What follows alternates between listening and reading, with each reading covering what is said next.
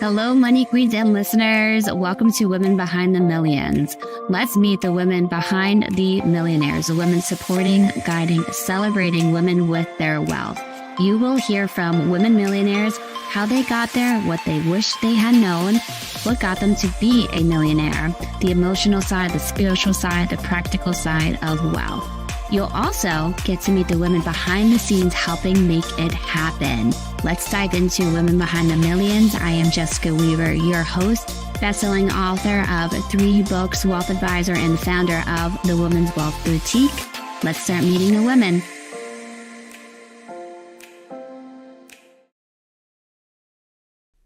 Hey, ladies. Hello, Money Queens. Welcome back to Women Behind the Millions. Tonight, it feels like we've been doing a few of these Wealth Boutique exclusives where we're bringing in different key people on our team at the Wealth Boutique as we go through the journey of divorce. Our entire season is dedicated to divorce. So make sure you get these resources, incredible resources out there to women in need who are thinking of divorce, are going through it, or are on the other side and they're starting to kind of pick up the pieces and build their new life and all that it entails with us. Tonight's episode, we have, as always this season, our co-host, Donna with us. And then we have an amazing member of our team at the Wealth Boutique as well that we'll bring onto the stage here in a little bit.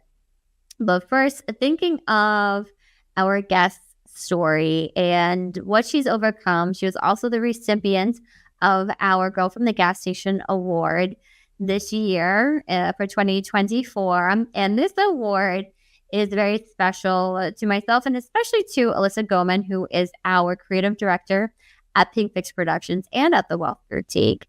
The award represents, we call it an alchemizer. It's creating something out of nothing. And that's what I think of when I think of our guest tonight, of forging your own path, even when things are taken from you, stripped from you, where you weren't given opportunities, you really had to create them yourself, and the perseverance of it. And I'm sure we're going to touch on her own personal journey as well, personal side and professional side. But couldn't help but think of this little prayer mantra whenever I think of our guests here. I expand in abundant success and love every day as I inspire those around me to do the same. We were just doing a little practice with Enneagrams, and our guest, she said that she is the achiever. And one of our team members says, of course she is, because if she can put her mind to anything and it's going to get done. She's going to make it happen. And part of the Alchemizer Award, Girl from the Gas Station, the two. So I expand in abundant success and love every day as I inspire those around me to do the same. It's not about you, ladies. It's not about you. It's about the lives that you touch each and every day when you show up at your highest self, when you put the work in to grow personally. There's a huge ripple effect on it. And not everybody in your world is going to notice it at first, but they will. So don't expect them to start cheering you on right away. You're going to go through a lot of change. You're going to go through a lot of healing, which results in some triggering as well. But they are going to start to notice and observe you. It makes me think of something that I wrote in my first book, actually, Strong Women, Stronger Assets, about how it takes, usually takes about 4 weeks for people in your world to start to notice you and the change, the healing that you've done, the movement, the progression you've had in your life. It takes about 8 weeks from that next outer circle to take notice, 12 weeks right from that next level out there as well. And usually it takes us the longest to notice it because we're in the thick of it day in, day out. But when you take that pause to look back on all that you have overcome, you will see how much you have expanded in love, in grace, hopefully in wealth and abundance as well for it. On tonight's episode, we really are going to be talking about your legacy here. And that's a huge piece of it. What's that mark that you've left on this world? And how can you set your loved ones up properly, even if you are no longer here? And me personally, as a mom, to know that if I'm not here, I can still pay for my children's education or my daughter's wedding dress or their weddings or their children's college funds, that there's still going to be that legacy for myself. And then for our work here at the Wealth Boutique and Pink Fix Productions, right, the resources from the books, this show, I know whoever it is going to step into this role if I'm not here and run with it. And I have full confidence that the message that your story matters, that you have an impact in this world, that you have your legacy and you're deserving of wealth, right? All of that's going to continue on long after I'm no longer here. That's why we do this show. That's why we do these resources, because all of it is a legacy for these incredible women and resources. And with that, I'm going to bring my co-host, Donna Cates, up on stage. Welcome back, Donna, to another episode of Women Behind the Millions. How are you tonight? I am doing fabulous and so glad to be here. Ooh, I'm excited for you to be here as well as we dive into the world of estate planning and legacy. What do you think of when you think of estate planning? I think, oh my gosh, I got to go do all that hard work, and kind of get fearful about it. And we don't really want to talk about it. So we just kind of kick the can down the road. But the reality is we have to have our documents in place so that we can push forward and have that legacy that we give to the world. Yes. What are the main objections that you get when you bring up estate plans to clients when they need them? The first thing is it's going to cost them money. They don't want to spend the money, and they don't want to have to make the hard decisions, typically around who's going to be responsible for taking care of the kids. No one wants to talk about their potential demise, but those are the two biggest. It's what's it going to cost me to get this estate planning done? And then secondly, I just don't even want to have that conversation. Yes. Maybe you can agree on who the guardian's going to be for the young children, who's going to make the financial decisions for the children. I've heard too, if we do this, it's an omen that we are going to die or die soon. I mean, that chances are we all are going to die. Not a chance, guarantee. It's just a matter of when. And then also, how do I even go about this? Who do I have to talk to? What are the things I have to figure out? Let me figure those things out first before I talk to an attorney or to you all. Like, usually you can get so many good ideas by just reaching out to the professional instead of having to figure it out all yourself. They're going to come up with some very creative, strategic ways of leaving your money or bringing your family members in as well for it too. What are you looking forward to asking our expert tonight on estate planning, Donna?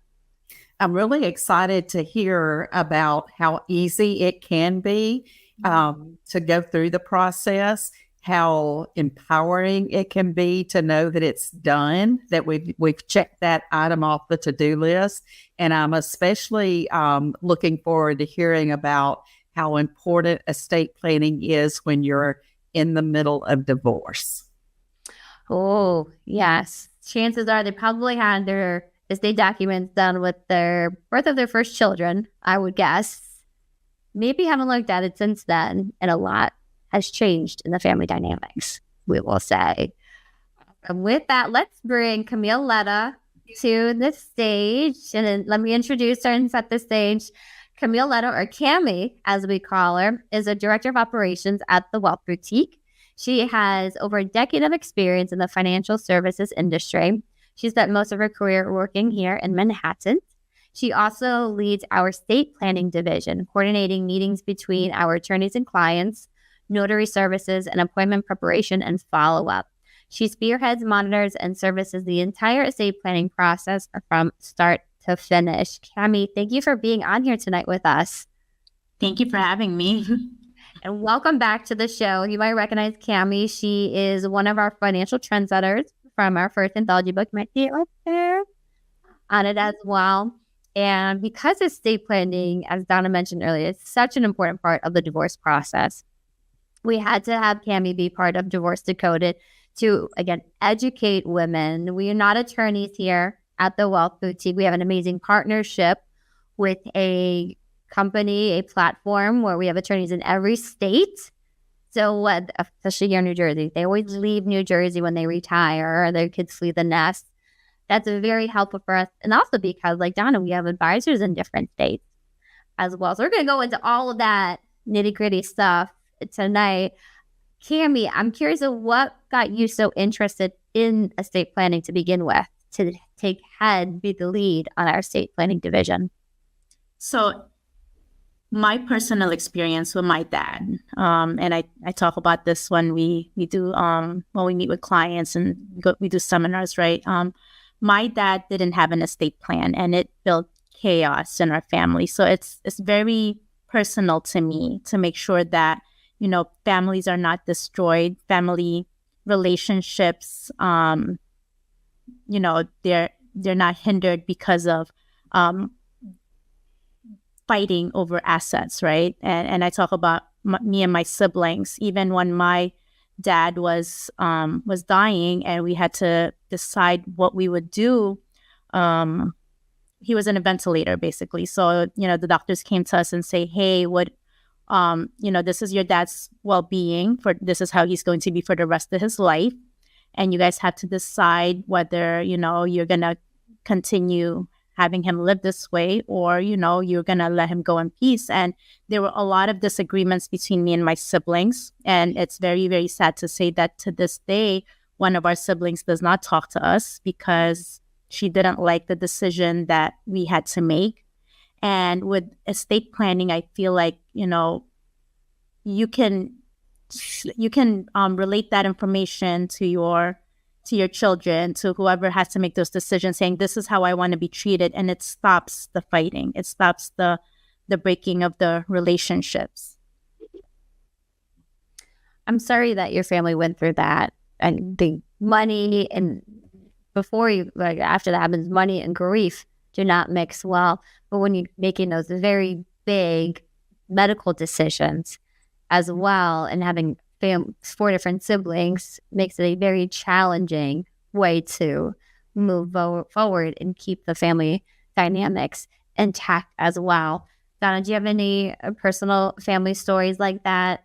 Where siblings not talking, cousins, different issues?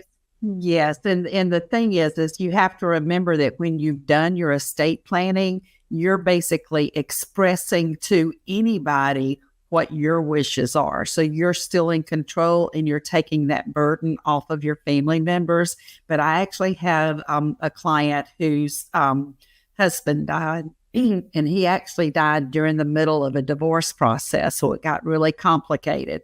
They were in divorce proceedings. He died. And then there were arguments over beneficiary designations that he had made because he was planning the divorce. So everything ended up in a big hot mess. But it was the beneficiary designations were a legally binding document. So they had to fight that through the court system. But families, you never know. You never know how your family is going to react. It's an emotional time for everybody. In any of the decision making that you can take off of these, your family, will be so helpful. Oh yeah, thinking of my mom, her parents divorced when she was 4 years old. I mentioned before on the show. Something we haven't touched on as much yet, and I want to talk about this tonight especially, is that second family. How important it is. And again, we are not attorneys here, but just to educate people on, you know, when you have children from a previous marriage and now you're going into another relationship, it's so important to protect your children from that first marriage, and so honor your new spouse, future children, other relationships as well. So my mom's father got remarried and had another daughter. There was a big age difference between my mom, who was the youngest of 3, 2 older brothers, and then her half-sister. And my mother, during the divorce agreement, was that my grandfather, her dad, would pay for her college. And halfway through college, he passed away from a heart attack. And he did not have a will. And he lived in my mom's grandmother's house. And there was the antique gun collection, sword collection, cars. He was a big collector of items. So passed away without a will. Everything went to the wife, who obviously did not pay for tuition anymore for my mom's college. She paid out of pocket the remainder of it. And everything then got left to her half-sister. And this was, right, my mom's grandmother's belongings and collections. And they were hoarders, and everything just kind of fell apart from there as well. And what's even crazier is that when my mom's mother passed away, her half-sister had the audacity to lay claim to inheritance on that side, even though they were divorced for probably 50 years at that point. Tried to get money from there. My mom was like, you received all of my father's inheritance. None of the other siblings from the first marriage received any of it. So when you have children from a first marriage, it's very important to protect and honor them. And you can do that rightfully with taking into account future children, future spouses as well for it. And two, Camille, what are you surprised by most when it comes to the estate planning stuff? Throw you a curveball here. I think the beneficiaries, people leave things to their cats, dogs. Yeah, and we have no clue how important. You learn a lot by our clients and who's important to them. And fur babies are very important. Yeah. Me too. Donna, when do you recommend women update their estate documents during the divorce process? Most states in the legal process are going to recommend that you do nothing differently until the divorce is finalized. Now, and think about like beneficiary-driven documents, a 401k. If you're contributing to a 401k and you currently have your spouse as your beneficiary, and you decide to change that beneficiary designation, your spouse is going to have to acknowledge it if you make it somebody other than the spouse. So that's, but anyway, the answer to the question is this keeping the status quo through the divorce process, but as soon as it's finalized, that's when you want to make those changes. And the unfortunate thing for a lot of women is that by the time they finish the divorce, they're through with everything. They just want to be done. It's like, all right, that's over. But we do have to do that post-divorce planning, which includes reviewing all of the estate documents, figuring out the new people that you want to assign, and retitling beneficiary designations on all of your accounts. Yes, things that are very often forgotten: the beneficiaries, your 401ks, your IRAs, life insurance, the group life insurance through your work, taking disability policies, where all these different components. What other life events, Camille, would you recommend or suggest women start to update documents? Anytime there's a big family dynamic changes, let's say you have a child that gets married, right? And you want to keep the inheritance in the bloodline. Let's say you're not too crazy about who your child is getting married to. You should be updating your estate plan, any that's in the family. That's the rule of thumb for me. Any big family dynamic changes, or every 3 to 5 years. But I do want to piggyback on something Donna said earlier in regards to not doing anything until the divorce is final. So with our estate plan here at the firm, you get your financial power of attorney as well as your healthcare power of attorney. If you are going through a divorce, you want to make sure that your agent, in fact, the person that makes decisions on your behalf, if something happens to you, gets updated. Let's make sure that it's not that person that you're divorcing, right? Because the last thing you want is you're in the hospital and they're asking for the next of kin to make a decision on your healthcare, and it's your ex-spouse. Well, your soon-to-be ex-spouse. Oh, good point. So you can update those and then update the will, trust, things like that afterwards. What about assets? And again, we're not attorneys here, strictly educational. Assets that are in a trust, and now you're going through a divorce, right? Some of the questions we get is the money or the asset, the house account stuck in that trust. Take us through what that looks like, Cammy. Are there ways to dissolve the trust? Assets that are in the trust? Yes, they created a joint trust, a marital living trust together, and they placed their house in there or an account in there. What can we do with that? Man. I'm going to pass that on to one of you ladies. How about you, Donna? So we have two different kind of trusts for a living trust. We have revocable or revocable. The attorneys say it so beautifully, and irrevocable in trust, right? So revocable means we can change our mind. So you put an asset in and you can take it back out. The irrevocable, you put it in there and you can't just change your mind and take it back out. It's there. It's changing ownership completely. It's a different tax identity. It's not your social anymore. It has its own tax. The taxes are a little differently on there, usually higher rates as well. But there are ways working with the attorney that you can dissolve the trust to be able to take assets out so that you can, can be separated through the divorce journey.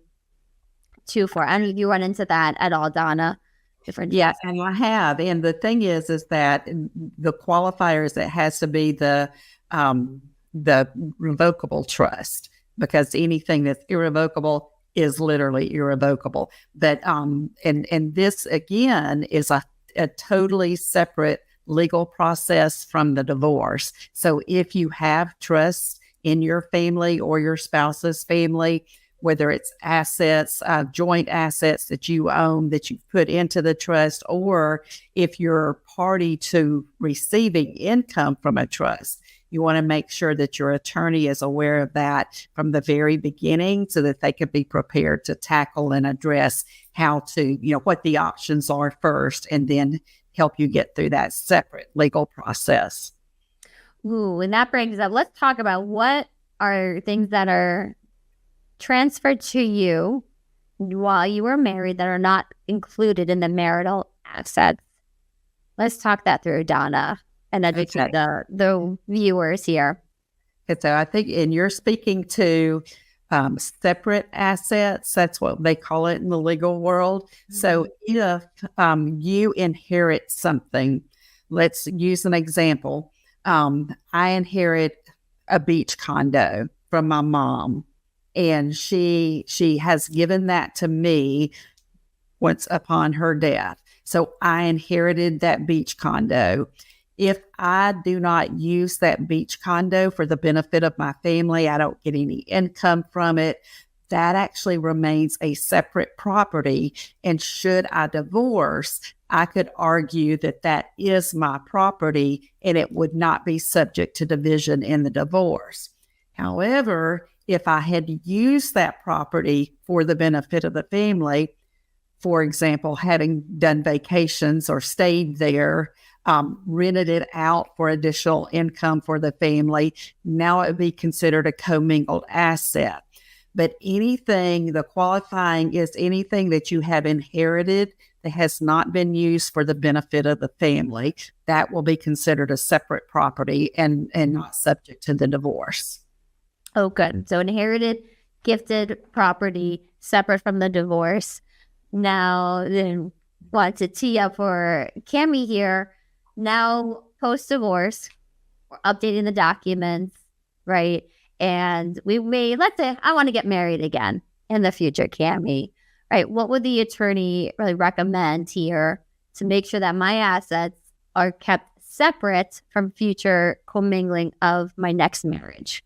Well, so you can actually create two separate trusts and a combined trust. So you can do a Jane Doe living trust, a John Doe living trust, and a Jane Doe and John Doe living trust. So that's how you're gonna be able to clearly state this asset belongs to me, this asset belongs to him, and this asset belongs to us. So it actually does make sense, even if it's not a second marriage, right? Let's say it's a first marriage and you have a substantial amount of assets that you've already inherited. you can put that in the trust all on your own and then create the married trust account. Oh, good. And this leads into prenups and postnups. Do you see more of these happening, Donna, prenups and postnups? I will say I have seen more postnups than prenups. That's in my neck of the woods. Very interesting, yeah. And I would say what I'm learning is state to state, it's different how much a prenup. I know in New Jersey it's hard for a prenup to hold water. You could argue that there was a timing issue and that the spouse forced them to sign it because the marriage was 2 weeks away. The wedding date was 2 weeks away. You have to be really careful with prenups from what I've heard with attorneys. So that's signing an agreement signed before the marriage is entered, stating that if a divorce were to happen, this is what I keep, this is what they keep, even alimony, things like that too, or there could be conditions if there's a child, this is what happens. Then the postnup is post-wedding, right, Donna, post-marriage date and agreeing. I love this because let's say you start a business some years into the marriage, is not the best marriage, but like, I want to protect this asset. We can put this into, have an agreement between each other. I have a case where the husband says, this money from the sale of our house, that is yours, right? So how can we protect that? And the attorney suggested a post-nup agreement or placing it to some sort of trust as well for them. I think especially if there's children, going back to that second family dynamics, that modern family dynamics of if there are children, money from a first marriage, having these things for the second one is really important. It's really what estate planning doing. It's validating those relationships, that they meant something to you enough that you took the measure to plan properly for them. I remember my father was sitting on a plane next to, it was the mom who's lost her adult son, and he had 4 children. He passed away. They were grade school and some in college, and he didn't have a will. He didn't have life insurance. He didn't have very much, so the family had to move. The kids had to go to cheaper colleges or leave college, and they went through a period where they were very resentful to the father because they thought if he loved us this much, he would have taken the time to plan. And it broke my heart because clearly he had so much love for his family. But that's how they're going to remember him. And like, if we could just do this little bit of work now to validate those relationships that we care so much for, it will mean the world to them if something were to happen to you, when something happens to you as well for it. So talking about Camille, what would you say is the main objective for our clients going through the estate planning process? I don't have much.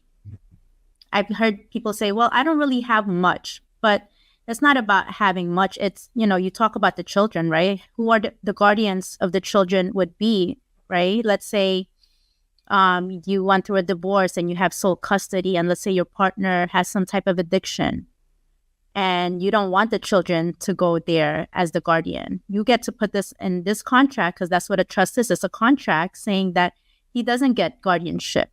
And there's just so many detailed information outside of assets that you put in the trust. It's a binding contract. So if you have some type of asset, right, and you have people that you want to make sure that you're taking care of, you should be creating a trust. And thinking of, you mentioned addiction, right? Addiction, special needs. If you have dependent children or siblings, we have a case where the parents just passed away, so she's now becoming guardian of her special needs sibling as well. What are some other cases, Donna, as we're thinking this through, a mental illness? I have one client who has a drug addict for a daughter, and they have literally set up a trust so that anything that she inherits from them will go through the trust. so that she doesn't end up getting all access to all of those assets at one time, which could be devastating. So that's a personal experience that I've had. And another was the client's son is a spendthrift. I mean, he just doesn't know how to manage money, and she wants to specify when he can actually access money. So she's put in ages, he can get this much at 25, this much at 35. So that's, she's able to put parameters around that. Even though she's no longer here amongst the living, she can actually dictate how that works while protecting her son. Yes, exactly. Protecting them. When you talk about addiction or special needs, there are times where they will have these periods where they gamble, or they buy a ton of lottery tickets, or they can be very impressionable of a friend who has a scheme and wants somebody to invest in that as well. So some protections, my father calls it, I know for his own money, he said, I give you guys a few chances to blow the money. So at 25, 30, 35, because ladies, right, if I inherit money at age 20 versus age 30, I'm going to spend it very differently. Very, very differently. And it can also be, Lauren Wood gave this example where she was in a meeting with a client, high net worth client, and they were telling the heirs, their children, that they're each going to inherit $5 million. And she was very, very excited to be part of this conversation. And couldn't wait to see their faces light up. And it was the complete opposite. They were so scared and overwhelmed with that amount of money. They didn't know how to manage it. They were terrified that they were going to blow it or not do justice by what their parents had done with it. It just felt like a lot of responsibility and a lot of pressure as well. And I can see how a trust could help somebody receive that money, that it's not all on them, that there are guidelines, that there's somebody that can help manage the money for them, help just guide them along, even remember things like tax returns, the legal aspect of a trust as well.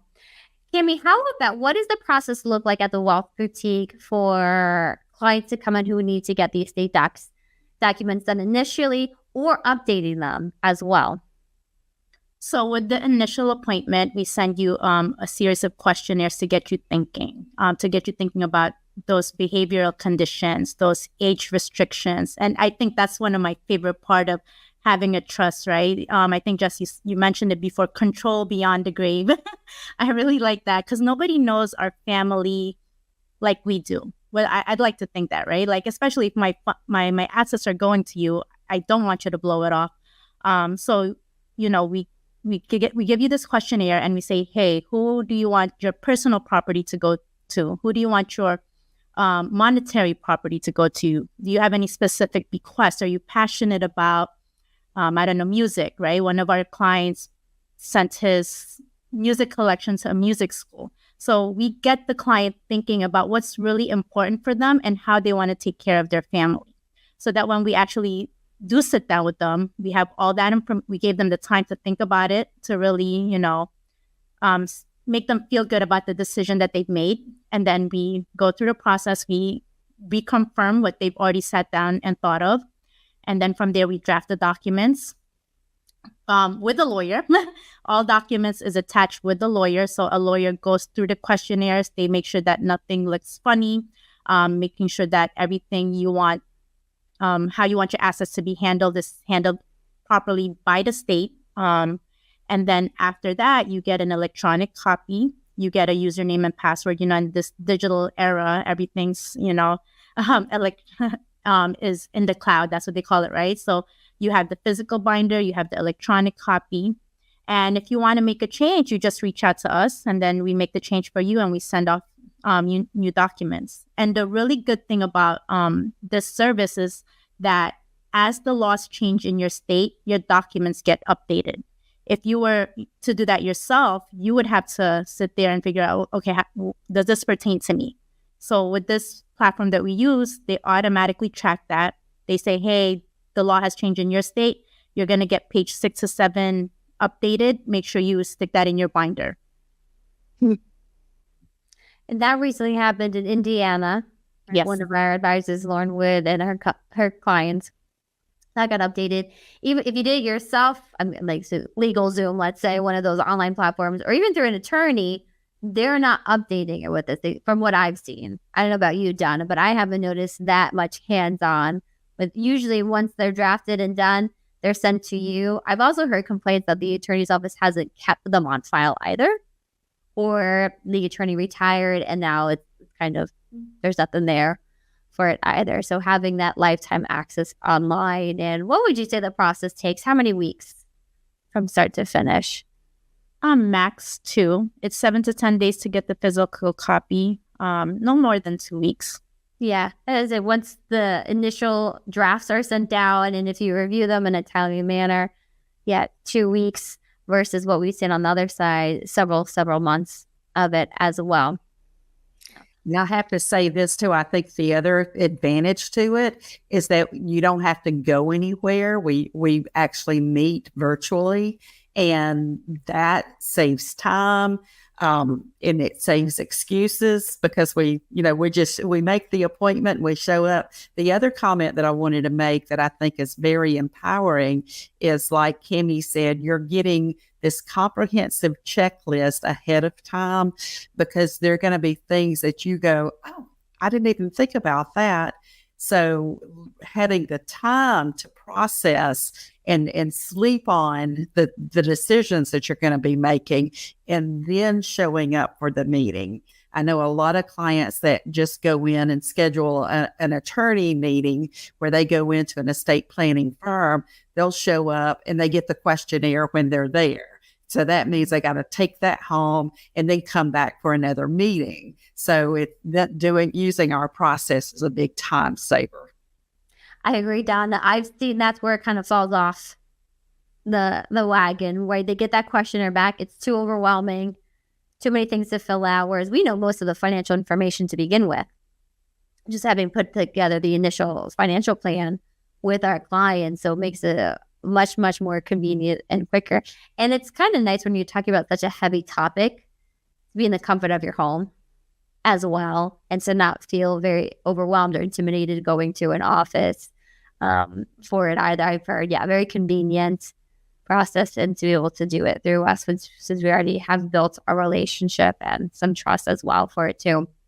Well, we're going to do a quick commercial break to talk about actually the estate planning division here at the Wealth Boutique, and then stay with us because Cammie's going to give us her divorce tip, as well as a trend that she's been noticing too. So we will see you all in a little bit. Hi, everyone. My name is Camille Ledda, and I am the Director of Operations here at the Women's Wealth Boutique. I'm so excited to announce that our firm will be rolling out a new service for estate planning.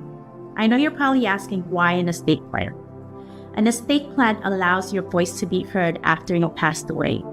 An estate plan provides you with control as far as how your assets are divided and distributed. It helps your family avoid probate and reduce the risk of disputes between family members. An estate plan secures your children's future, as well as address any special circumstances that a court or judge knows nothing about. So go to our website at www.womenswealthboutique.com, select your favorite advisor, and schedule estate planning today.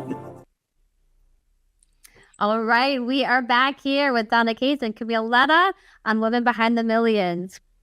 All right, ladies. So this time of the show, we are going to go into some tips for women going through a divorce. And then we're also going to talk about some trends that we've been noticing in the divorce world. So Cammie, what is your divorce tip for us today? My divorce tip is protect your assets before, during, and after. So make sure that you're updating your estate plan and just protecting your assets. You're right. It is a huge act of protection for today, for future relationships, children as well. And even in the commercial promo for the estate planning division, let your voice be heard if you're no longer here is huge. And there's also the sentimental side of estate planning, where we heard people, even last week, we had clients come in to sign and get their documents notarized. And she goes, can I upload letters to the portal? Because I want to leave my engagement ring and my anniversary ring to each of my girls, and I want to explain why I chose which ring for which girl. And I said, well, when there's a place in the binder as well you can for, but of course you can upload it to help explain, because if she's no longer here and the children, the dogs are confused, why did I get this ring and not the other ring? And they'll have so many questions that they just won't have closure to either. So I love the idea of explaining things through a letter. It's part of the legacy as well for it. Donna, have you noticed any other kind of sentimental ideas for women with their estate plans? I'll say that I think the most sentimental thing that I have seen recently was with someone who was post-divorce. And she literally had very specific ideas about what she wanted her daughter to do with the assets that she was getting from her at her death. And they were all around protecting herself through her marriage. Oh, very good. Very good. How about you, Camille, being involved in so many of the estate planning conversations and meetings? What are some interesting pieces that you've noticed on the sentimental side? The sentimental side, we've had a client that wanted to leave her father's old BMW to her nephew.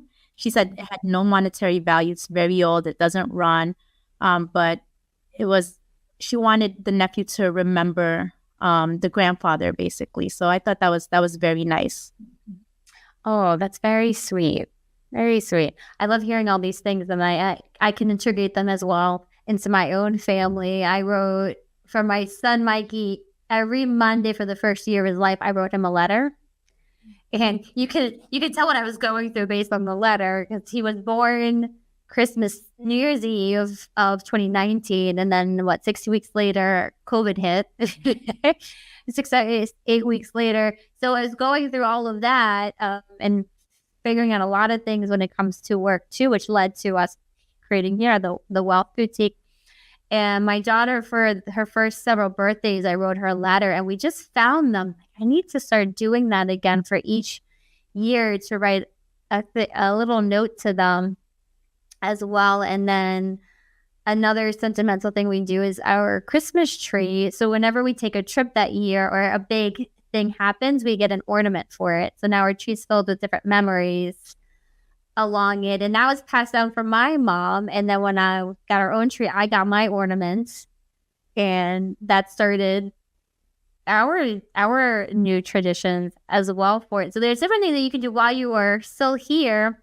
And then also if you are no longer here, to keep those things going. Even my engagement ring is my great grandmother's. It's a 100-year-old ring. My husband, he got a new diamond for it. It's a pretty little dainty ring, but I'm saving it for Andy, my Andy girl, for hers. I'm thinking that's such a cool thing that it will be 4 generations of women in the family. Any other ideas, ladies? Anything that you do on the sentimental side?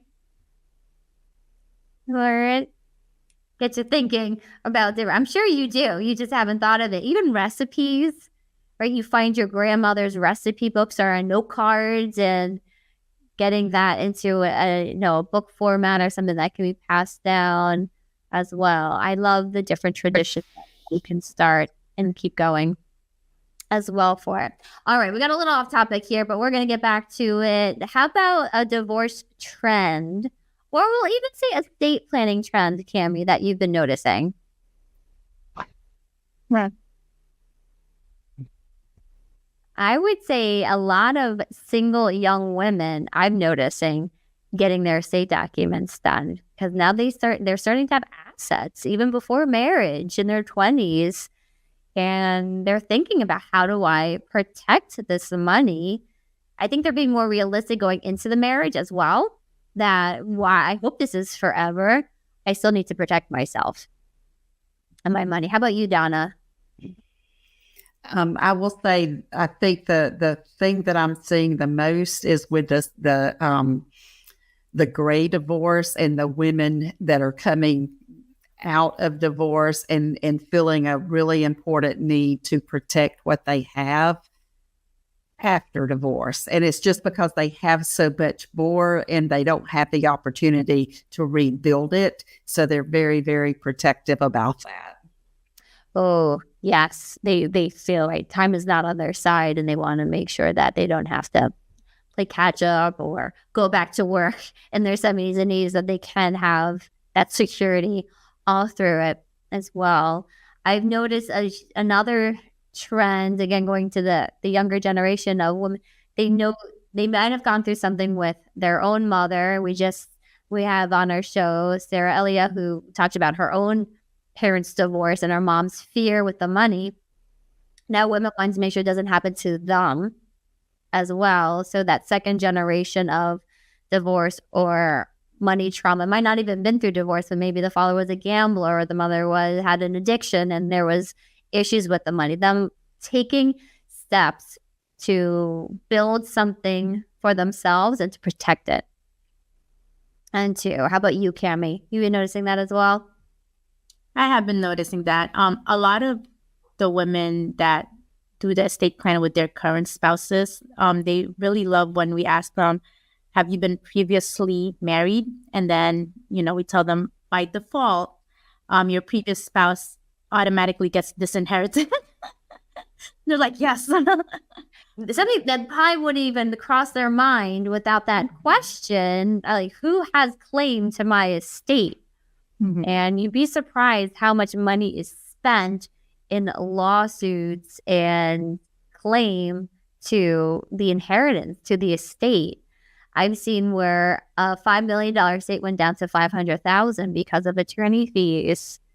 And what was it? One sibling out of 3 said, Daddy said I should get everything. And so right away, they all needed an attorney and they fought millions of dollars down the drain. And if she had just got a third, like was intent the father's will, they all would have had so much more money. But they all had to fight. So much money is lost in fighting. Remember, Donna, the statistic, what is it? About 70% of wealth is lost from one generation to the next. Yes, that's correct. And is it 90% from then to the next generation? So from 2 generations down, about 90% is lost from attorney fees, taxes, or penalties, especially if you have a portfolio of real estate, forcing the sale of real estate in a bad market or too quickly, and you're not optimizing that as well. So going back to that protection is huge. As Cammy said, letting your voice be heard, validating relationships, and some control beyond the grave, like some sense of control for it as well. All right, Cam, we got one more question for you. I feel like you're in the hot seat today when it comes to the estate. So last question of the night. What makes you a woman behind the millions? All right, Andy Girl wants to know, what makes you a woman behind the million? I am a woman behind the millions because I get to work with you wonderful ladies to build a future generation of educated and financially stable women. Ooh, beautiful. That was a good one. How about you, Donna? What makes you a woman behind the millions here? That one's going to be hard to follow. I love being part of this world, but the thing that I say is that I'm actually part of the system to get out there and help educate women so that they can make more informed decisions. And if we're all empowering each other to make smarter decisions for ourselves, it's a better world. Yeah, very, very good. Rising all boats, right? A high tide rises all boats. And that's what we're doing here. Getting the information out there to you ladies, and then we can help you implement it. We are a very implement-oriented firm. Would you say that, Donna? We are action takers. We want to build a plan, and then we want to implement it with you as well. So thank you all so much for being here on another episode of Women Behind the Millions. We cannot wait to get this book out there. Huh, Donna? Divorce Decoded, coming fall of 2024. It's going to be amazing. Thank you, Cammy, for being on here tonight and being one of our co-authors of Divorce Decoded as well. We'll see you all next episode. Thanks for tuning in tonight. Hey, money queens, looking to get your wealth to that next level, 7, 8, 9 figures? Follow us on Instagram at Pink Fix My Money and at Women's Wealth Boutique for more millionaire